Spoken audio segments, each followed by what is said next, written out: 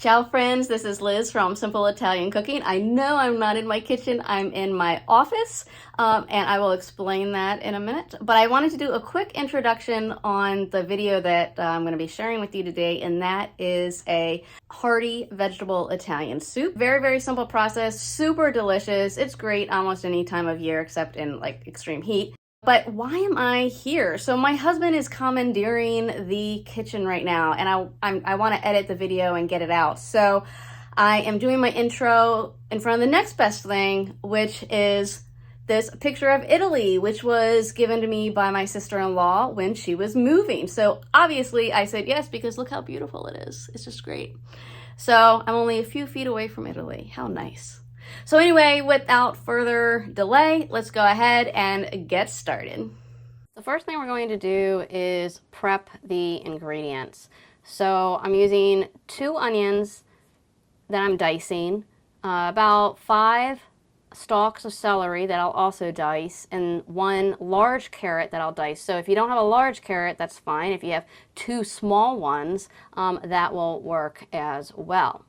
So next, go ahead and dice up your celery. Again, I'm dicing these. I'm not just slicing them because I really want them to be able to cook through in the amount of time that we have. And if you have any leaves on your stalks, throw those in as well. Don't toss those. And next, do the same thing with your carrots. Again, I'm dicing it, keeping them small, and I'm just going to go ahead and put all these into a bowl. Okay, and now I'm going to go ahead and chop up the potatoes. So when I bought my potatoes, they only had them really small. And so what you're really looking for this size recipe, which by the way is going to serve at least 8 people. So it's a really big batch. You can freeze a bunch of it for later. I like to make soups in large batches for that reason. But I'm using about 8 or so of these small potatoes, and if you had larger potatoes, it would be about 3 or 4 Yukons. And you know what? If you don't like potatoes in your soup, you can omit it. It's just it helps to bulk up the soup and make it more hearty. But regardless of what size of potato you're using, you're looking basically for about 2 cups worth of potatoes, chopped potatoes, and I'm chopping them into about maybe 1/2 inch or 1 inch, 1 inch size, 1 inch cubes. Now I have a very large pot here, which we're going to need, and I actually like to preheat my pots or pans over medium heat before adding the olive oil. So I had let this heat up. And then you don't want it too hot when you're adding the olive oil. It'll splatter and everything. But we're going to use 2 tablespoons. I'm using extra virgin olive oil, and I'm just going to heat that up over a medium heat. And just until it warms up. Once it's warmed up, we're going to go ahead and add in the vegetables. Okay, so we've added the onion, the carrots, and the celery. That's all we want right now. And I just go ahead and like to mix it up because I want to coat all those vegetables with the olive oil. We're not adding any water. We're just going to let it steam and cook. So I like to cover my pans when I do this, my pots when I do this. I think it helps speed it up. You don't have to if you don't want to. But we're going to do this over a medium-low heat. More so medium. You just don't want anything to burn. And we're going to do this for about 8 minutes. Alright, so it's been 8 minutes and the onions are nice and translucent. Everything is kind of fork tender. So I just go ahead and add in the potatoes. And these potatoes are going to cook for about 12 minutes. So while the potatoes are cooking, I'm going to go ahead and get the zucchini ready. Now this I'm also dicing, and I like to keep as much as possible everything the same size except the potatoes. So I am dicing these. I'm using 1 very large zucchini. So if you have smaller zucchinis, I would recommend probably about 2 of those. Okay, the potatoes are looking good, and I'm just going to go ahead and add in that zucchini. But I'm not going to stop there. I'm also going to add in the other ingredients. So after giving it a nice stir, I am going to add in a can of peas. Now you can use frozen peas. I just happened to have a can of peas that I needed to use up. Makes it nice and convenient. The same with some green beans.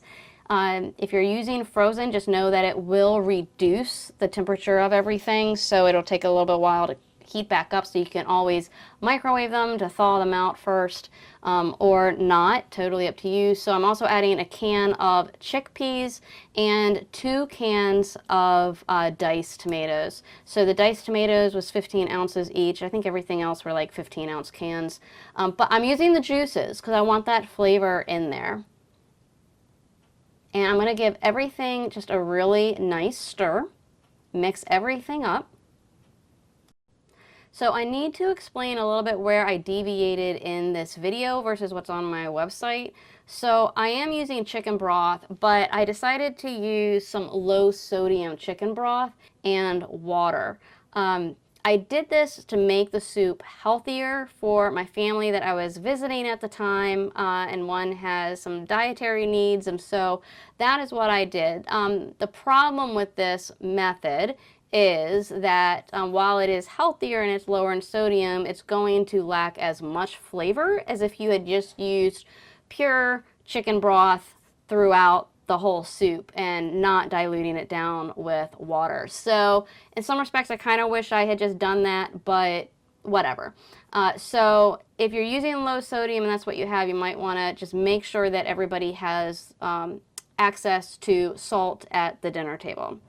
So altogether, it was about it was 6 cups of 6 cups of water and 4 cups of the broth. So I know, way off, but I would just go ahead and do 10 cups of broth, or dilute it a little bit, maybe with a cup or 2 of water. And we're going to cook this down. So this looks really watery right now. Don't worry, it is definitely going to thicken up. So I did add in some salt, but I added in blue salt, which is a lower sodium content. I can have the link down below if you want to know where I get it from. And also I add in cracked black pepper, which gives it a nice flavor as well. So at this point, I like to bring it up to a boil. And then once it's boiling, I lower the temperature to a medium. I want to maintain, if I want to get this done in like 45 minutes cooking time, I need to make sure that it's maintaining a low boil. Otherwise, if you go a little lower than that, you're going to need to add about 45 minutes onto that. So up to you, but I do like to maintain a low boil. So here is the final product of the soup. It looks and smells delicious. I actually ended up letting it cook longer because I was doing some other things in the house, visiting with family. And you can see though, it looks, I mean, the longer it cooks, the more flavor you're gonna get. This is just such an easy soup. You can freeze it and you can store it. So I really do hope that you try this recipe. It's so simple, so easy, makes your house smell wonderful.